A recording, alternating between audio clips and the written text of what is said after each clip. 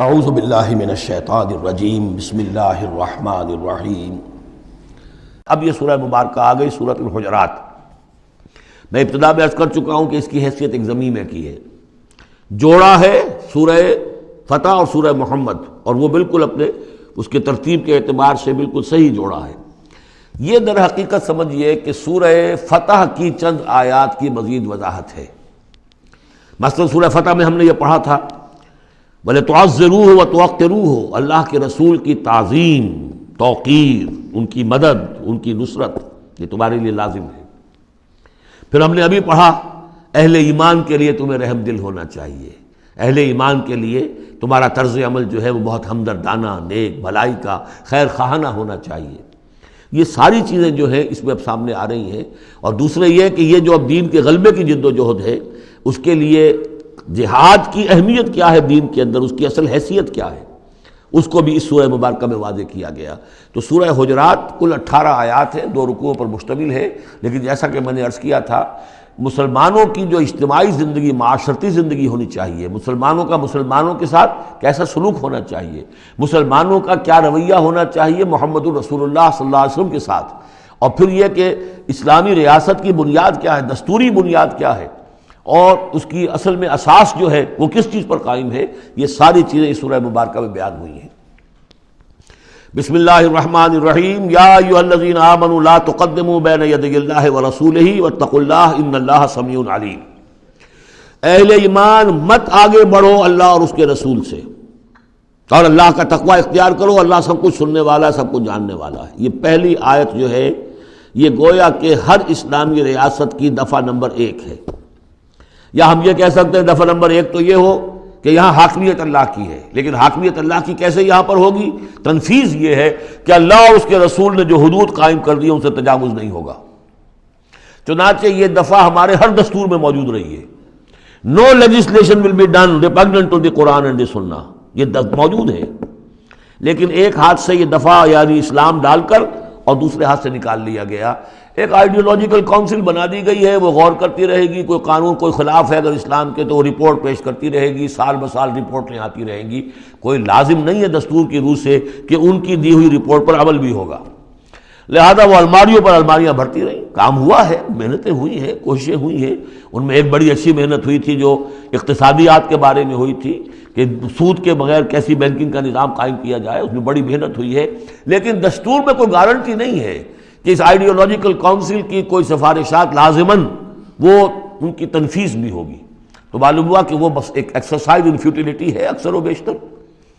تو فرمایا پہلی بات تو یہ طے کر لو کہ اللہ کا حکم اور اس کے رسول کا حکم، کتاب اور سنت، no legislation can be done here repugnant to the book of Allah Quran and the سنہ آف دی پروفٹ صلی اللہ علیہ وسلم۔ یہ ہے اصل الاصول، یہ ہے دفعہ، کہ اس دفعہ سے اب یہ ریاست اسلامی بن گئی کہ جو بھی لیجسلیٹو باڈی آپ بنائیں، اسے آپ پارلیمنٹ کہیں، اسے مجلس ملی کہیں، اسے آپ کانگریس جو چاہیں کہیں، اس کی لیجسلیٹو اتھارٹی جو ہے وہ لمیٹڈ ہے، limited by the injunctions of the Quran and the Sunnah. اس دائرے کے اندر وہ قانون سازی کر سکتے ہیں، اس لیے کہ اس دائرے کے اندر جو کچھ ہے وہ مباح ہے، اور مباح کے اندر آپ اکثریت کے ساتھ فیصلہ کر لیجئے۔ کسی دعوت میں آپ کر رہے ہیں، مہمان بلا رہے ہیں، اس میں مشروب کون سا سرو کیا جائے، اس میں روح افزا شربت پلایا جائے یا کوئی 7 اپ پلایا جائے یا کیا کیا جائے، اب اس کو اب وہ بھی مباح ہے، وہ بھی مباح ہے، اب کثرت رائے سے فیصلہ کر لیجیے۔ لیکن کثرت رائے کیا، 100% رائے بھی اللہ کے کسی حکم میں ترمیم نہیں کر سکتی، وہ تو دائرہ ہے، اس دائرے کے اندر رہنا ہے، جس کو کہ ایک حدیث سے حضور نے بہت عمدگی سے واضح کیا ہے۔ آپ نے فرمایا مثل المومن کمثل الفرس فی عقیتہ، مومن کی مثال ایسی ہے جیسے کہ گھوڑا جو بندھا ہوا ہے کھوٹے کے ساتھ۔ ظاہر بات ہے مومن میں جو اللہ کو مانتا ہے تو اللہ کے حکم سے بندھ گیا، رسول کو مانتا ہے رسول کے فرمان سے بندھ گیا، قرآن کو مانتا ہے تو قرآن کے احکام سے بندھ گیا۔ تو ایک آدمی وہ ہے مادر پدر آزاد ہے، نہ اللہ کو جانے نہ رسول کو جانے نہ کسی آسمانی ہدایت کو مانے، وہ جو چاہیں قانون بنائیں، وہ سوڈمی کو بھی جائز قرار دے دیں، ہومو سیکشولیٹی کو بھی جائز قرار دے دیں، 2 مردوں کی شادی کو جائز قرار دے دیں، لیگل سٹیٹس دے دیں، ان کی مرضی ہے جو چاہے کریں، لیکن مسلمان تو پابند ہوتا ہے۔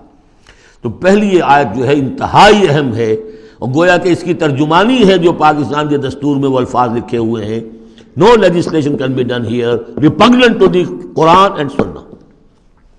یا ایھا الذین آمنوا لا تقدموا بین یدی اللہ ورسولہ واتقوا اللہ ان اللہ سمیع علیم. اس کے بعد جو آ رہی ہیں 4 آیتیں، یہ خاص طور پر حضور کے ساتھ کیا طرز عمل ہونا چاہیے. دستوری بنیاد اسلامی ریاست کی یہ آ گئی، اللہ اور اس کے رسول کے احکام کی اطاعت.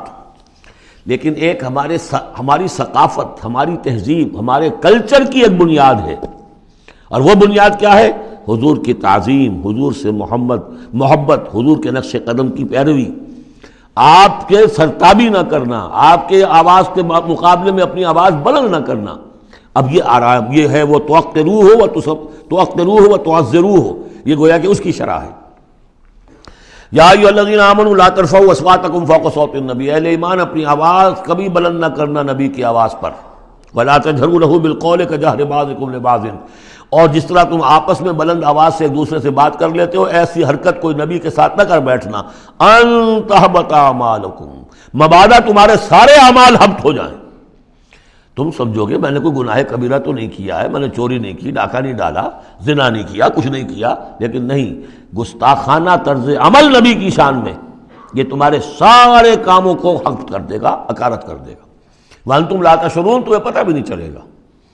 ان الذین یغضون اصواتهم عند رسول اللہ اولئک الذین امتحن اللہ قلوبهم للتقوی. ایک چیز کو ایک منفی انداز میں بھی کہا، اب یہ کہ مثبت انداز میں، شاباش دینے کے انداز میں. بے شک وہ لوگ جو اپنی آوازیں پست رکھتے ہیں رسول اللہ کے سامنے، یہی وہ لوگ ہیں کہ جن کے دلوں کو اللہ نے چن لیا ہے، امتحان کر کے، جانچ پرکھ کر چن لیا ہے، اختیار کر لیا ہے تقویٰ کے لیے. اب ان کے دلوں میں اللہ تعالیٰ تقویٰ زیادہ سے زیادہ پیدا کر دے گا. لہم مغفرۃ واجر عظیم، ان کے لیے مغفرت ہے اور بہت بڑا اجر ہے. ان الذین ینادونک من وراء الحجرات اکثرهم لا یعقلون. یہ بھی ایک سوء ادب تھا، اور یہ ویسے بھی عام معاشرت کے اعتبار سے بھی سوء ادب ہے. وہ لوگ آتے تھے بدو باہر سے، اب حضور کا اپنے معمولات تھے، کس وقت آپ کو برآمد ہونا ہے اپنے حجرے سے، اور وہ باہر سے کھڑے ہو گئے، یا محمد اخرج علینا، آئیے ذرا باہر تشریف لائیے. فرمایا ان الذین ینادونک من وراء الحجرات، بے شک وہ لوگ جو آپ کو پکارتے ہیں دیواروں کے پیچھے سے، حجرات کے باہر سے، اکثرهم لا یعقلون، ان میں سے اکثر وہ ہے جو عقل نہیں رکھتے. ولو انہم صبروا، اگر وہ صبر کرتے حتی تخرج الیہم، کہ آپ خود برآمد ہوتے اپنی حجرے سے، تشریف لاتے باہر، لکان خیر لہم، یہ ان کے حق میں بہت بہتر تھا. واللہ غفور الرحیم، اللہ غفور اور رحیم ہے. یہ انہوں نے جان بوجھ کے گستاخی نہیں کی، یہ صرف بدو ہوتے تھے، اور ظاہر بات ہے وہ مہذب لوگ نہیں تھے. اس حوالے سے ان کے ہاں جو بھی تھا، اور عرب کا بدو وہ تو یوں سمجھیے کہ بہت ہی زیادہ ان آداب وغیرہ سے بہت ناواقف، بہت دور. تو اس لیے ان کا کہ اگرچہ انہوں نے کی ہے یہ زیادتی، لیکن اللہ غفور ہے اور رحیم ہے، بخشنے والا ہے، آئندہ اس کا اعادہ نہ ہو. صدق اللہ العظیم.